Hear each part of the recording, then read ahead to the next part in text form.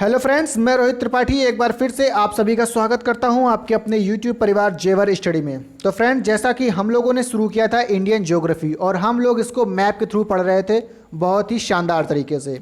Indian geography में हम लोगों ने अभी तक 2 पार्ट कंप्लीट कर लिए हैं, जिसमें से पहले पार्ट में हम लोगों ने भारत की भौगोलिक स्थिति के बारे में पढ़ा था। वर्ल्ड मैप में भारत की स्थिति क्या है, भारत के पड़ोसी देश कौन से हैं, भारत किन पड़ोसी देशों के साथ अपनी सीमा साझा करता है, किसके साथ सबसे लंबी सीमा साझा करता है, और भारत के कौन कौन से देश पड़ोसी देशों के साथ सीमा साझा करते हैं। उसके बाद पार्ट 2 में हम लोगों ने शुरू किया था भारत का सिरमौर, भारत का मुकुट कहा जाने वाला, धरती का स्वर्ग और भारत का स्विट्जरलैंड जम्मू कश्मीर के बारे में, जिसको भी हाल ही में यूनियन टेरिटरी बना दिया गया है फ्रेंड्स। तो लास्ट पार्ट में हम लोगों ने उसके इतिहास के बारे में पढ़ा था कि किस प्रकार जम्मू कश्मीर में कौन से राजा ने कितना शासन किया और जम्मू कश्मीर का इतिहास किस तरह से था। इस पार्ट में हम लोग शुरू करने वाले हैं जम्मू कश्मीर की वर्तमान स्थिति, यानी कि हमारे एग्जाम के पॉइंट ऑफ व्यू से जो क्वेश्चन बन सकते हैं वो सब हम इस पार्ट में डिस्कस करेंगे। तो आज का ये सेशन बहुत ही शानदार होने वाला है फ्रेंड्स। तो चलिए शुरू करते हैं अपना ये आज का शानदार सेशन। और उससे पहले जो फ्रेंड्स हमारे इस यूट्यूब चैनल पर पहली बार आ रहे हैं तो हमारे इस यूट्यूब चैनल जेवर स्टडी को सब्सक्राइब करें, वीडियो को लाइक करके लास्ट में अपना फीडबैक कमेंट में ज़रूर दें, और इस वीडियो को ज़्यादा से ज़्यादा अपने फ्रेंड्स और रिलेटिव के साथ शेयर करें ताकि उनके एग्ज़ाम के लिए भी हेल्पफुल साबित हो सके। तो चलिए फ्रेंड्स शुरू करते हैं अपना ये आज का सेशन। बात करते हैं जम्मू कश्मीर की। तो जम्मू कश्मीर भारत का एकमात्र राज्य था जिसका अपना अलग संविधान था। अगर बात करें जम्मू कश्मीर की तो ये एकमात्र अपना भारत का राज्य था जिसका एक अलग संविधान था, जिसने भारत के संविधान को ना मानते हुए अपना एक अलग संविधान बनाने की इच्छा जाहिर की थी। और यह संविधान 26 जनवरी 1957 को लागू हुआ था। कब लागू हुआ था फ्रेंड? 26 जनवरी 1957 को लागू हुआ था। और 5 अगस्त 2019 को जम्मू कश्मीर में शेष भारत के कानून लागू हो गए। कैसे लागू हुए अभी बताता हूँ। जम्मू कश्मीर धारा 370 के तहत जम्मू कश्मीर को विशेष राज्य का दर्जा प्राप्त था। फ्रेंड, जब जम्मू कश्मीर भारत में मिला, मतलब जम्मू कश्मीर के तत्कालीन जो राजा हरि सिंह थे उन्होंने जम्मू कश्मीर को भारत के विलय के साथ समझौते पर जब हस्ताक्षर किए तो वहाँ की जो प्रजा थी, वहाँ की जो जनता थी, उन्होंने जम्मू कश्मीर को एक विशेष राज्य के दर्जे के लिए इसको प्रस्तावित किया और जम्मू कश्मीर को एक विशेष राज्य का दर्जा दिया भी गया। और ये दर्जा हमारे राष्ट्रपति के आदेश से दिया जा सकता था। इस दर्जे का संविधान में कोई लिखित उल्लेख नहीं था कि ऐसा भी कोई प्रावधान हो किसी राज्य को विशेष दर्जा दिया जाए, लेकिन जब ये जम्मू कश्मीर अपने भारत में आकर विलय हुआ तब हमारे जो राष्ट्रपति थे उनके आदेशानुसार जम्मू कश्मीर को एक विशेष राज्य का दर्जा प्राप्त था, जिसमें जम्मू कश्मीर के अपने अलग ही नियम, अलग ही संविधान हुआ करता था और वो सिर्फ भारत का एकमात्र संविधान मानता था। जैसे कि जम्मू कश्मीर अखंड भारत का एक हिस्सा हुआ करता था। विलय में ये बात साफ जाहिर थी कि जम्मू कश्मीर जो रहेगा वो भारत में रहेगा, और इस वजह से हमारे संविधान का एक खंड एक कहता है कि भारत एक अखंड राज्य है जिसको अलग नहीं किया जा सकता है, मतलब जो विभाजित नहीं हो सकता है। इस वजह से जम्मू कश्मीर था तो भारत का ही, लेकिन उसको एक विशेष राज्य का दर्जा प्राप्त था। आर्टिकल 35, आर्टिकल 370 ये सब जो जम्मू कश्मीर को विशेष राज्य का दर्जा दिलाते थे। अब ये अलग कैसे हुआ? हमारे जो वर्तमान के राष्ट्रपति हैं श्री रामनाथ कोविंद जी, इन्हीं के आदेशानुसार, जिस प्रकार राष्ट्रपति के आदेशानुसार इसको विशेष राज्य का दर्जा दिया गया था, उसी प्रकार 5 अगस्त 2019 को राष्ट्रपति के आदेशानुसार इसमें शेष भारत के कानून भी लागू हो गए और इसको विशेष राज्य के दर्जे जो इसमें इसको हासिल थे वो इससे समाप्त कर दिए गए।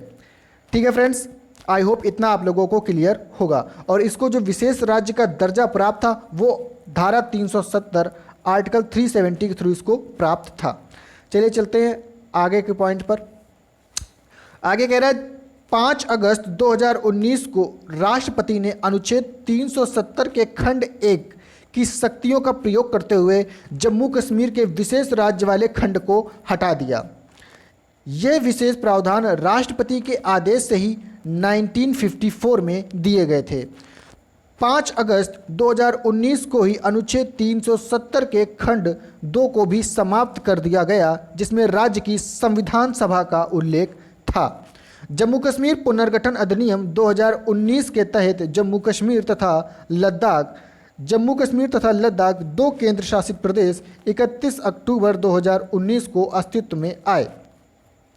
जम्मू कश्मीर पुनर्गठन अधिनियम 2019 पर राष्ट्रपति के हस्ताक्षर 9 अगस्त 2019 को हुए।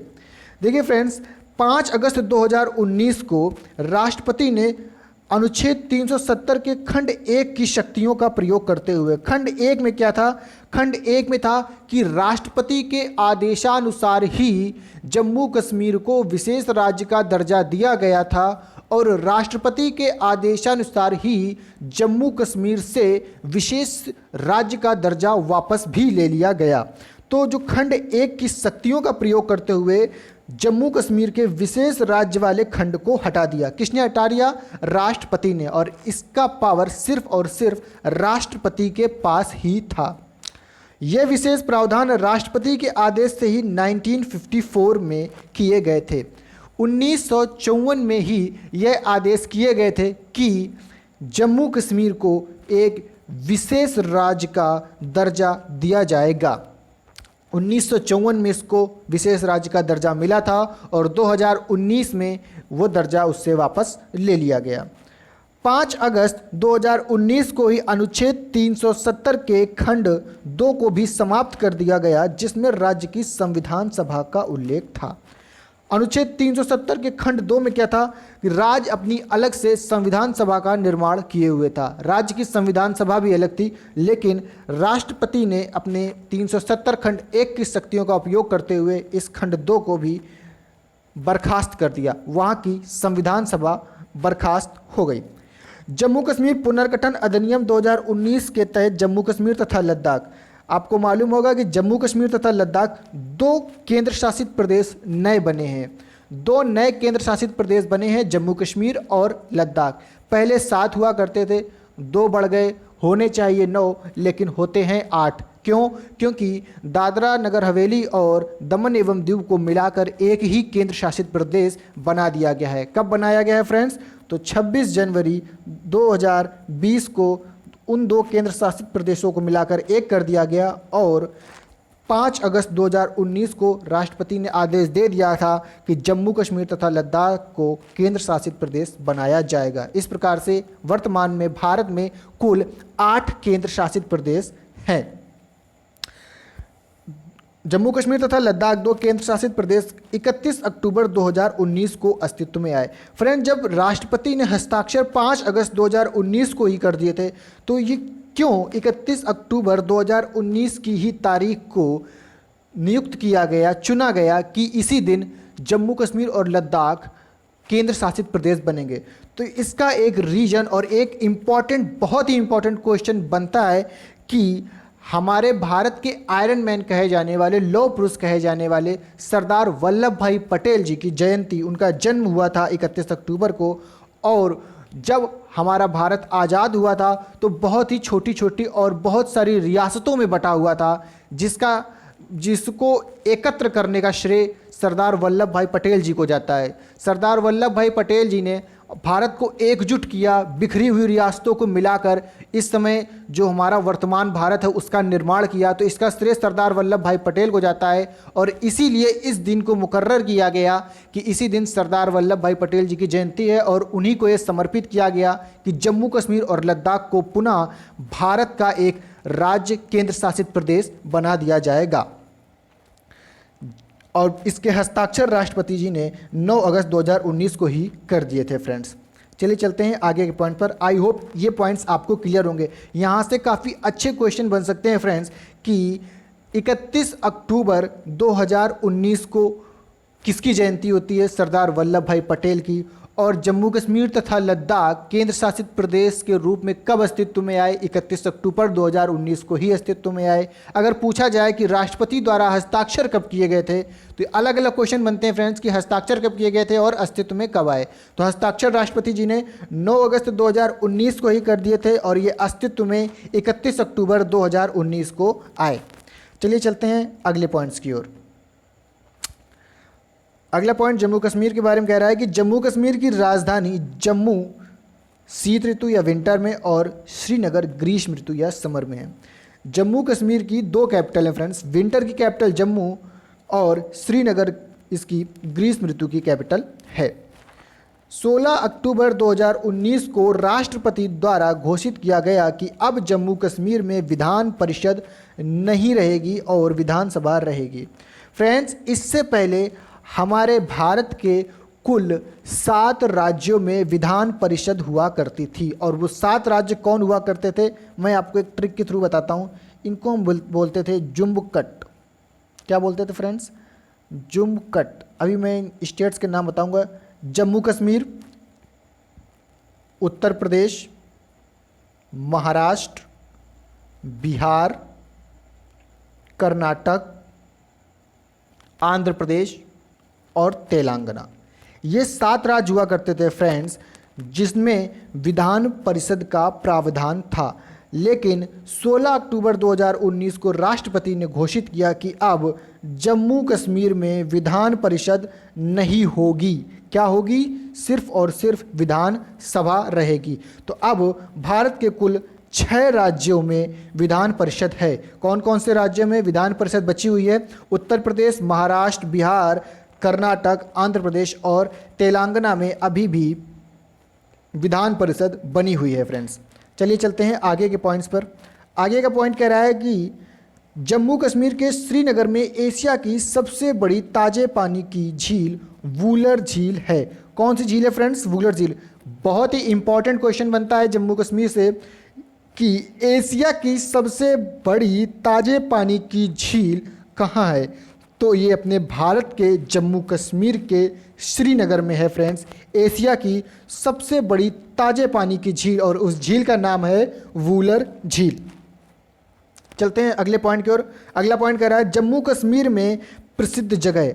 अब जम्मू कश्मीर की प्रसिद्ध जगह से मतलब है एक तो वो जगह जहाँ पर कुछ प्रसिद्ध है, तीर्थ हैं, या फिर किसी भी प्रकार से वो फेमस रहते हैं, चर्चा में रहते हैं, और दूसरे वो जगह जो हमारे पड़ोसी मुल्क पाकिस्तान की वजह से चर्चा में रहते हैं।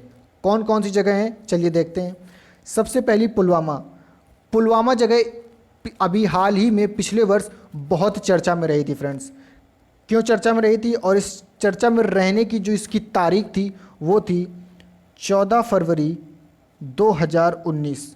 जिस समय पूरी दुनिया वैलेंटाइन डे मना रही थी, उस वक्त 14 फरवरी 2019 को हमारे 41 सीआरपीएफ के जवान, कितने? 41 सीआरपीएफ के जवान पाकिस्तान के कायराना हमले में शहीद हो गए थे फ्रेंड्स। और वो दिन हमारी भारतीय सेना के लिए बहुत ही दुखद दिन था। पुलवामा जो कि जम्मू कश्मीर में पड़ती है और ये इसी वजह से चर्चा में रही थी। तो आप लोगों से एक सिंपल सा क्वेश्चन पूछा जा सकता है कि हाल ही में चर्चित जगह पुलवामा भारत के किस राज्य में पड़ती है? तो वो जम्मू कश्मीर में पड़ती है फ्रेंड्स। मुजफ्फराबाद, इसका भी बॉर्डर पाकिस्तान से लगा हुआ है और ये भी काफ़ी चर्चा में रहता है। बारामूला, जम्मू में वैष्णो देवी माता का मंदिर, जम्मू में वैष्णो देवी माता का मंदिर है, इस वजह से ये क्वेश्चन पूछा जा सकता है, चर्चा में रहता है। बहुत सारे श्रद्धालु यहाँ पर हमेशा दर्शन को जाते रहते हैं, इस वजह से ये चर्चा में बना रहता है। राजौरी, पूंछ, मीरपुर, अनंतनाग, बालाकोट। फ्रेंड्स, बालाकोट से आप लोगों को याद आया होगा कि जो पुलवामा में हमारे 41 जवान पाकिस्तान के कायराना हमले से शहीद हो गए थे, उसका जवाब बालाकोट एयर स्ट्राइक से दिया गया था। किससे दिया गया था? एयर स्ट्राइक से दिया गया था। भारत ने बता दिया था कि अब हम चुप बैठने वालों में से नहीं हैं। तो इसका जवाब भारत ने बालाकोट में एयर स्ट्राइक से दिया था। कब दिया था? इसकी भी डेट पूछ सकता है फ्रेंड्स। तो ये दिया था 26 फरवरी 2019 को। पुलवामा की कब चर्चा में रहा था? 14 फरवरी को। बालाकोट में जवाब कब दिया? 26 फरवरी को, महज 12 दिन बाद।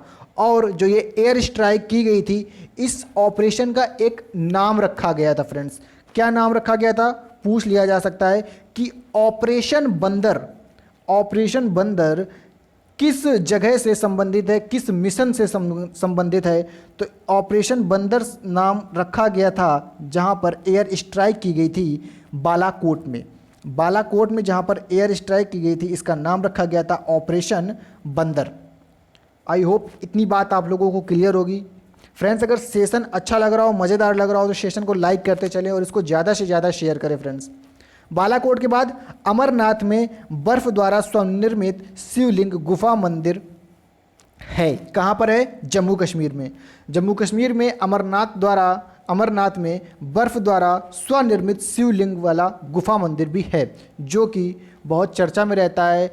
अमरनाथ की यात्रा का एक समय होता है कि उसकी यात्रा चालू की जाती है जिसमें ज़्यादा बर्फ़ पड़ रही होती है, तो वो यात्रा बंद कर दी जाती है फ्रेंड्स। इस वजह से कुछ चर्चा में रहता है और एक क्वेश्चन पूछा जा सकता है कि अमरनाथ जो तीर्थ स्थल है वो किस राज्य में स्थित है।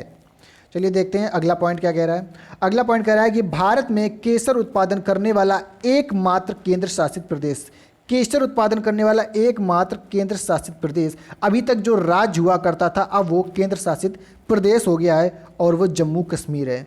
जम्मू कश्मीर में ही, भारत के सिर्फ और सिर्फ जम्मू कश्मीर में ही केसर का उत्पादन होता है और अभी हाल ही में जम्मू कश्मीर के केसर को फ्रेंड्स जीआई टैग दिया गया है। जीआई टैग दिया गया है जम्मू कश्मीर के केसर को।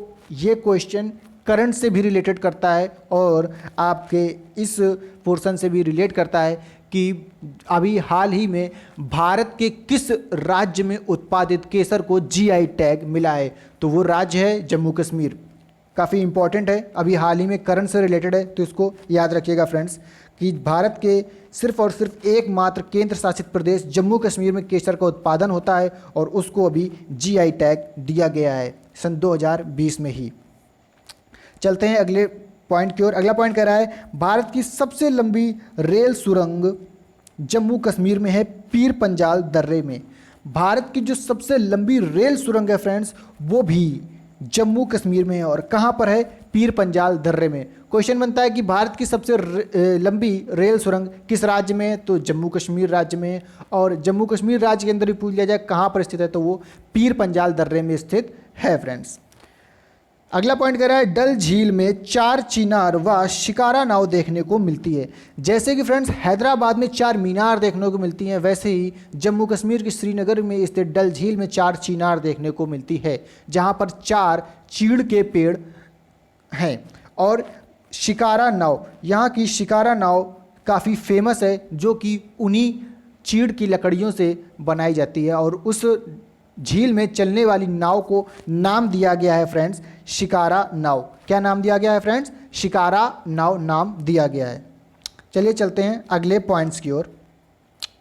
अगला पॉइंट कह रहा है बगलीहार जल विद्युत परियोजना। अब जो ये टॉपिक है बहुत ही इंपॉर्टेंट है आपके एग्ज़ाम के पॉइंट ऑफ व्यू से, क्योंकि जो जल विद्युत परियोजना है और जितने भी हाइड्रो इलेक्ट्रिक प्लांट होते हैं इन सबसे बहुत ज़्यादा क्वेश्चन बनते हैं, घुमा फिरा के क्वेश्चन बनते रहते हैं, बस क्वेश्चन की लैंग्वेज चेंज कर दी जाती है। तो अभी जम्मू कश्मीर में कौन सी जल विद्युत परियोजना है फ्रेंड्स? तो जम्मू कश्मीर में बगलीहार जल विद्युत परियोजना है। देखते हैं इस परियोजना के बारे में थोड़ा जानते हैं। यह जल विद्युत परियोजना चिनाब नदी पर निर्मित की गई है फ्रेंड्स। कौन सी नदी पर? चिनाब नदी पर।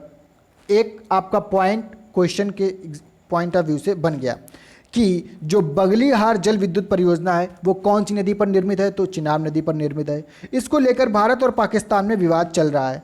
भारत और पाकिस्तान में इसको लेकर विवाद चल रहा है, मतलब पाकिस्तान इस जल विद्युत परियोजना से खुश नहीं है। क्यों नहीं खुश है, चलिए देखते हैं।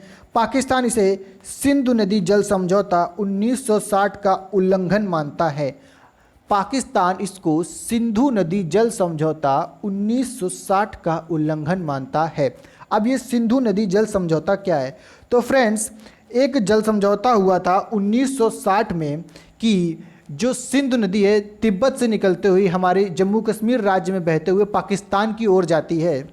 अगर भारत चाहे तो इसको जम्मू कश्मीर में ही डैम वगैरह बना के इसके बहाव को पाकिस्तान जाने से रोक सकता है और पाकिस्तान की 80% कृषि, सिंचाई या फिर जो पानी की पूर्ति है वो यही सिंधु नदी के द्वारा की जाती है। तो अगर फ्रेंड्स भारत ने इस सिंधु नदी के जल को पाकिस्तान में जाने से रोक लिया तो पाकिस्तान में त्राही त्राही मच जाएगी। तो इस वजह से ये मुद्दा उठ सकता था कि कभी भी हम लोगों के बीच में तनाव होता है तो भारत इस कदम को उठा सकता था। जाहिर सी बात है, अगर ये प्लस पॉइंट पाकिस्तान की तरफ होता तो पाकिस्तान भी इस कदम को ज़रूर उठाता। इस वजह से भारत और पाकिस्तान के बीच एक समझौता हुआ था कि नदी का बहाव जिस तरफ भी होगा उस बहाव को रोका नहीं जाएगा। मतलब ये नदी तिब्बत से निकलते हुए हमारे जम्मू कश्मीर से होते हुए पाकिस्तान की तरफ जाती है और अरब सागर में गिरती है, तो इसका बहाव पाकिस्तान की तरफ है। और इस समझौते में कहा गया था कि नदी का बहाव जिस तरफ भी होगा इसको रोका नहीं जाएगा, कृत्रिम तरीके से इसको रोका नहीं जाएगा, कोई डैम कोई जल विद्युत परियोजना बना के इसको नहीं रोका जाएगा। जैसे ही भारत ने बगलीहार जल विद्युत परियोजना शुरू करी, पाकिस्तान ने तुरंत आवाज़ उठाई कि ये सिंधु नदी जल समझौते 1960 का उल्लंघन कर रहा है। लेकिन फ्रेंड्स ये समझौता हुआ था सिर्फ और सिर्फ सिंधु नदी के जल को लेकर। लेकिन ये जो जल विद्युत परियोजना है ये हमारी चिनाब नदी पर बनी है। कौन सी नदी पर बनी है फ्रेंड्स? चिनाब नदी पर। तो भारत अपनी तरफ से एकदम क्लियर है, उसने कोई भी समझौते का उल्लंघन नहीं किया है। लेकिन पाकिस्तान फालतू में चिल्लाता रहता है कि भारत ने इसे सिंधु नदी जल समझौते का उल्लंघन किया है। कई बार यूएनओ में जाता है, अमेरिका के पास जाता है और चीन के पास जाता रहता है, इससे कोई फ़र्क नहीं पड़ता है। चलिए देखते हैं इसके आगे। ये है फ्रेंड्स बगलीहार जल विद्युत परियोजना। ये बगलीहार जल विद्युत परियोजना है और ये चिनाब नदी पर स्थित है। कहाँ पर स्थित है फ्रेंड्स? चिनाब नदी पर स्थित है। देखते हैं क्या है। बगलीहार बांध भारत के जम्मू क्षेत्र के डोडा ज़िले में बनाया जा रहा है। अब तो बना जा चुका है। किस ज़िले में? डोडा ज़िले में फ्रेंड्स, डोडा ज़िले में बनाया जा रहा है। भारत के जम्मू क्षेत्र के डोडा ज़िले में यह बना हुआ है और यह जम्मू श्रीनगर राष्ट्रीय राजमार्ग पर स्थित है। कहाँ पर है? राष्ट्रीय राजमार्ग पर है और जम्मू से लगभग 150 किलोमीटर दूर बटौत शहर के पास है।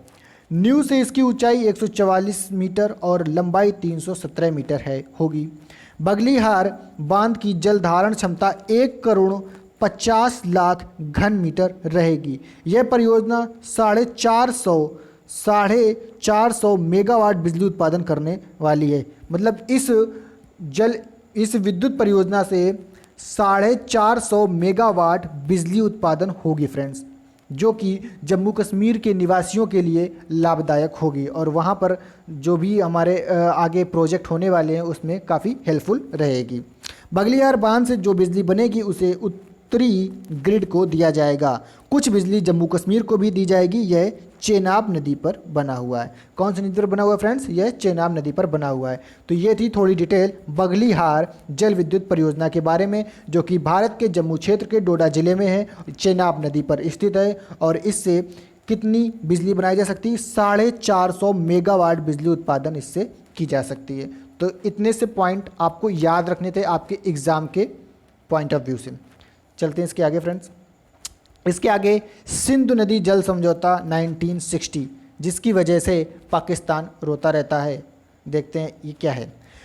1960 में भारत के तत्कालीन प्रधानमंत्री पंडित जवाहरलाल नेहरू जी के द्वारा पाकिस्तान के साथ सिंधु नदी जल समझौता किया गया था, जिसमें सिंधु नदी के जल के बंटवारे को लेकर कुछ बातें कही गई थी। और वो बातें यही थी फ्रेंड्स कि सिंधु नदी का जो जल है उसका बहाव किसी भी तरफ हो उसको रोका नहीं जाएगा। प्राकृतिक बहाव कहीं भी हो सकता है। अगर नदी नहीं बहेगी, शांत रहेगी, जल जहाँ है उसको वहीं रहने दिया जाएगा, लेकिन होता नहीं है। जब कोई भी नदी ऊपर पहाड़ या ग्लेशियर से निकलती है तो ग्लेशियर से निकलने के कारण उसकी जो स्पीड होती है तो उसकी वो स्पीड बरकरार रहती है और ये ढलान में होते हुए सीधे अरब सागर में जाकर गिरती है पाकिस्तान से होते हुए। तो ये समझौता कब हुआ था फ्रेंड्स? 1960 में और इसमें भारत के प्रधानमंत्री थे पंडित जवाहरलाल नेहरू। आपको सिर्फ इतने पॉइंट्स याद रखने हैं। चलते हैं इसके आगे। किशनगंगा जल विद्युत संयंत्र। अब एक किशनगंगा भी जल विद्युत संयंत्र भारत बना रहा है जिसमें पाकिस्तान को ऐतराज़ है। अब देखते हैं इस किशनगंगा जल विद्युत संयंत्र के बारे में। तो किशनगंगा जल विद्युत संयंत्र किशनगंगा नदी पर बांध बनाकर जल विद्युत उत्पन्न की जाती है। यह जम्मू कश्मीर में बंदीपुर से 5 किलोमीटर उत्तर में स्थित है। इसकी स्थापित क्षमता 330 मेगावाट बिजली पैदा करना है। फ्रेंड्स, जो बगलीहार जल विद्युत परियोजना थी उसकी क्षमता थी 450 मेगावाट, और जो किशनगंगा है उसकी है 330 मेगावाट बिजली पैदा करने की। और ये है किशनगंगा जल विद्युत संयंत्र। ये वो प्रोजेक्ट है जो कि किस नदी पर है फ्रेंड्स? किशनगंगा नदी पर है। कहाँ पर है? बंदीपुर में है। और कितनी बिजली उत्पादित होगी? 330 मेगावाट। सिर्फ इतने ही पॉइंट्स हैं जो आपको याद रखने हैं, और इससे मैप में आपकी इस फोटो देख लेंगे, शायद आपको याद रखने में थोड़ी आसानी होगी। ठीक है फ्रेंड्स, चलते हैं इसके आगे। अब बात आती है सबसे लंबी चेनानी नासरी सड़क सुरंग, जिसको अब डॉक्टर श्यामा प्रसाद मुखर्जी टनल नाम दे दिया गया है। ये है friends doctor Shyama Prasad Mukherjee tunnel, जो कि सबसे लंबी सड़क सुरंग है फ्रेंड्स। भारत की सबसे लंबी रेल सुरंग कहाँ पर है? जम्मू कश्मीर के पीर पंजाल दर्रे में। और सबसे लंबी सड़क सुरंग भी जम्मू कश्मीर में है, और वो है चेनानी नासरी सड़क सुरंग, जिसको कि अब डॉक्टर श्यामा प्रसाद मुखर्जी टनल के नाम से जाना जाता है। जानते हैं इसके बारे में। जम्मू कश्मीर में राष्ट्रीय राजमार्ग 44 पर बनी चेनानी नासरी के बीच 9.2 किलोमीटर लंबी सुरंग भारत की सबसे लंबी सड़क सुरंग है। भारत की सबसे लंबी सड़क सुरंग है फ्रेंड्स। इससे जम्मू और श्रीनगर के बीच सड़क दूरी 41 किलोमीटर से कम होकर सिर्फ और सिर्फ 10.89 किलोमीटर रह जाएगी। ये सड़क सुरंग जम्मू और श्रीनगर के बीच की दूरी को कम करेगा, जो कि 41 से घटकर सिर्फ 10.89 किलोमीटर की रह जाएगी। और यह 9.2 किलोमीटर की लंबी सड़क सुरंग है। और किस NH पर बनी है? NH 44 राष्ट्रीय राजमार्ग 44 पर बनी है, और इसका नाम है डॉक्टर श्यामा प्रसाद मुखर्जी टनल। ये नाम आपको याद रखना है। इसका पुराना नाम भी याद रखना है, चेनानी नासरी सड़क सुरंग, जिसका अब नाम डॉक्टर श्यामा प्रसाद मुखर्जी टनल हो गया है। चलते हैं आगे। ये एक आर्टिकल है जिसका नाम परिवर्तित हुआ था, तब आया था। श्यामा प्रसाद के नाम पर होगी देश की सबसे लंबी सुरंग। श्यामा प्रसाद मुखर्जी के नाम पर इसका नाम हो गया डॉक्टर श्यामा प्रसाद मुखर्जी टनल। देश की सबसे लंबी चेनानी नासरी सुरंग अब श्यामा प्रसाद मुखर्जी के नाम पर होगी। केंद्रीय मंत्री नितिन गडकरी ने इस बात की जानकारी दी। फ्रेंड्स, ये क्वेश्चन आपसे पूछा जा सकता है कि इसका नाम परिवर्तन की जानकारी किसने दी? तो केंद्रीय मंत्री कौन थे? नितिन गडकरी। उन्होंने इसकी जानकारी दी। उन्होंने कहा, यह श्यामा प्रसाद के लिए हमारी विनम्र श्रद्धांजलि है, जिनकी कश्मीर के लिए लड़ाई वन नेशन वन फ्लैग ने राष्ट्रीय एकीकरण में बहुत योगदान दिया। किसके लिए? डॉक्टर श्यामा प्रसाद मुखर्जी के लिए एक श्रद्धांजलि थी। बता दें कि चेनानी नासरी सुरंग 9.28 किलोमीटर की है। देश की सबसे लंबी यह टनल जम्मू कश्मीर रामबन जिले में है। रामबन जिले में स्थित है फ्रेंड्स। कहाँ पर स्थित है? रामबन जिले में स्थित है। पिछले पॉइंट्स में कह रहा था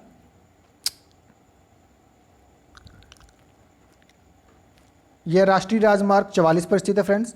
ठीक है, और इसकी जो लंबाई है वो 9.28 किलोमीटर है, और ये जम्मू और श्रीनगर के बीच 41 किलोमीटर की दूरी को घटाकर 10.89 किलोमीटर कर देगा। चलते हैं आगे। आई होप ये आपको समझ में आ गया होगा। ठीक है, इसके आगे चलते हैं। अब बात आती है चीन पाकिस्तान आर्थिक गलियारे की। अभी चीन एक मिशन पर काम कर रहा है जिसको बोलते हैं ओबोर। ओबोर बोलते हैं फ्रेंड्स इसको। ओबोर का मतलब वन बेल्ट वन रोड। इसका मीन क्या है? One belt one road. अभी चीन ने पाकिस्तान के साथ सीधे संपर्क बनाने के लिए एक गलियारे का निर्माण किया है, जिसका खर्चा चाइना उठा रहा है। पहले देखते हैं इसके बारे में जानकारी। चीन पाकिस्तान आर्थिक गलियारा, यह परियोजना दक्षिण पश्चिम में पाकिस्तान के ग्वादर को चीन के उत्तर पश्चिम सिजियांग प्रांत से एक राजमार्ग और रेलवे के वृहद नेटवर्क से जोड़ेगा। किसको किसको जोड़ेगा ये आपको याद रखना है। पाकिस्तान के ग्वादर को चीन के सिंजियांग प्रांत से जोड़ेगा। सिर्फ आपको याद रखना है कि पाकिस्तान का ग्वादर और चीन के सिंजियांग प्रांत इससे जुड़ने वाले हैं। और ये है वो मैप फ्रेंड्स। ये चाइना में यहाँ से होते हुए, देखो ये फ्रेंड्स पहले अपने लद्दाख से होता हुआ कुछ यूँ आता था, लेकिन अब इसने क्या कर दिया, अब इसने सिर्फ बॉर्डर से होते हुए सीधा पाकिस्तान चला गया है। ये कपास की खेती के लिए, कपास के जो इंपोर्ट एक्सपोर्ट होता है उसका एक केंद्र माना जाता था, अपना लद्दाख माना जाता था, कपास के इंपोर्ट एक्सपोर्ट का एक केंद्र माना जाता था। वहाँ से होकर कई रास्ते जाते थे। लेकिन अब चाइना ने क्या किया है, सीधे सीधे पाकिस्तान के साथ अपने संबंध बनाने के लिए एक बेल्ट का, एक रोड का निर्माण कर दिया, जो कि पाकिस्तान के ग्वादर को चाइना के सिजियांग प्रांत से जोड़ेगा। ठीक है फ्रेंड्स, ये पाकिस्तान और चाइना के जो संबंध सही होंगे, उससे पाकिस्तान के संबंध भारत के साथ थोड़े से खराब होंगे, और पाकिस्तान चीन के साथ संबंध सही होने के साथ साथ भारत चीन के साथ भी संबंध इसके खराब हो सकते हैं। तो ये था फ्रेंड्स हमारा आज का सेशन। अगर आपको ये सेशन पसंद आया हो फ्रेंड्स, तो इस वीडियो को लाइक करें, आपका जो फीडबैक है कमेंट में ज़रूर दें, और इस वीडियो को ज़्यादा से ज़्यादा अपने फ्रेंड्स के साथ शेयर करें। फीडबैक देना ना भूलें फ्रेंड्स, इससे हम इस वीडियो में और भी ज़्यादा इम्प्रोवाइजेशन कर सकते हैं आपके फीडबैक के अकॉर्डिंग। और अगर आप पहली बार हमारे इस यूट्यूब चैनल जेवर स्टडी पर आ रहे हैं फ्रेंड्स, तो हमारे इस चैनल को सब्सक्राइब करना ना भूलें। तो आज के लिए इतना है फ्रेंड्स, मिलते हैं आपसे अगले वीडियो में एक नए टॉपिक के साथ। तब तक के लिए गुड बाय।